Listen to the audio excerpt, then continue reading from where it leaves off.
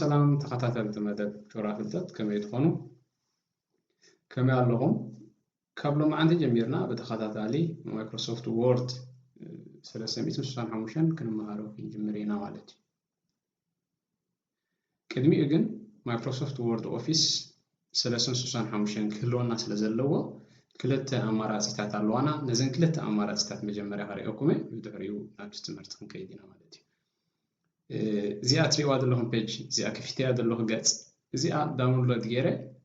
ብነጻ ዝጥቀመላ ዘለኹ እያ ማለት እዩ ስለዚ ኣብቲ ናህና ብራውዘር ከፊትና ብነጻ ፍሪ ዳውንሎድ ኢልና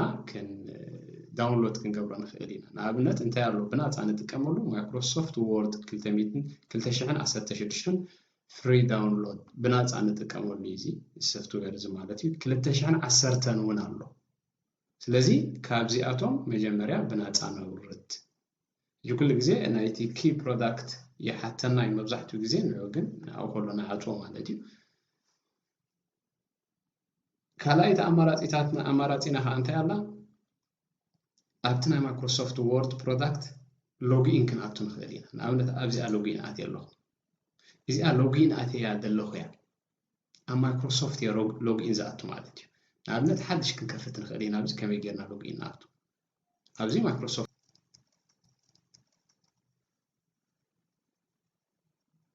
ይቕሬታ ዝተገረ እያ ማይክሮሶፍት ወርድ ይቕሬታ ማይክሮሶፍት ኣካውንት ትኸፍት ማለት እዩ እዚ ሳይን ኢንቱ ዩር ኣካውንት ይብለና ኣሎ ኣብዚ ንኣቱ ኣብዚ ሎግኢን ምስ ኣተና ልክዕ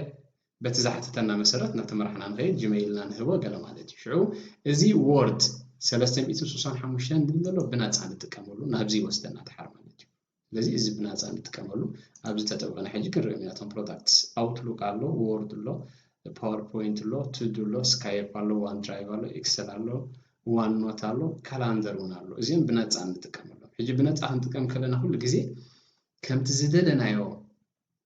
ክንጥቀመሉ ከም ዘይንኽእል ፍሉጥ እዩ ግን ብመጠኑ ክንጥቀመሉ ነጻ ይህቡና ማለት እዩ ሎግኢን እንድሕር ኣቲና ዝኽፈል ኣለዎ ኣብዚ ፕሪሚየም ትብል ዘላ እዚኣ ትሪእዋ ኣለኹም ናይ ዲያመንድ ምልክት ዘለዋ እዚኣ የማናይ ኩርና ኣብዚኣ ፕሪሚየም እንድሕር ጠዊቕና ሕጂ ዝሽየጥ ምዃኑ ናይ ገንዘብ ምልክት ይደልየና ስለዚ እንድሕር ሸይጦምልካ ግን ሙሉእ ቨርዥን ከም ድላይካ ትጥቀመሉ ማለት እዩ ንዓና ግን ንግዚኡ እዚ ኣኻልዩ ወይ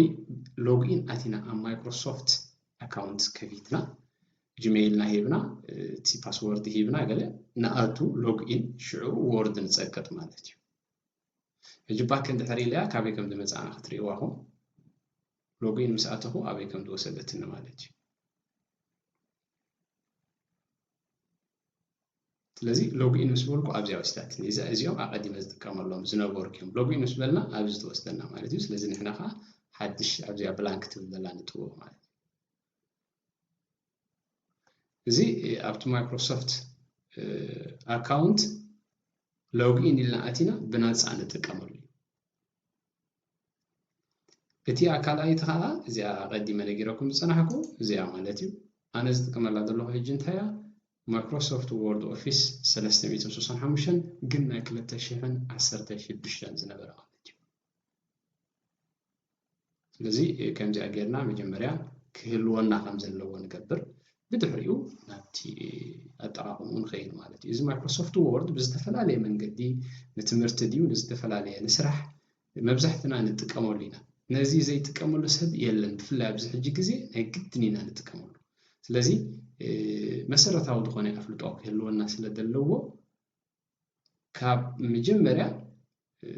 ክንመሃሮ ኢና በብኽፋላት እናገበርና ማለት እዩ ሰናይ ምክትታል ይግበረልና ኣብዚ መጽእ ቀዳማይ ክፋል ኢልና ክንጀምር ኢና እዚኣ ቪድዮ እዚኣ ግን መእተዊት ኣቐዲምና ክህልወና ስለ ዘለዎ ንስራሕ መሳርሒ ሒዝካ ስለ ትጅምሮ ኩሉ ግዜ ከም መሳርሒ ከዓ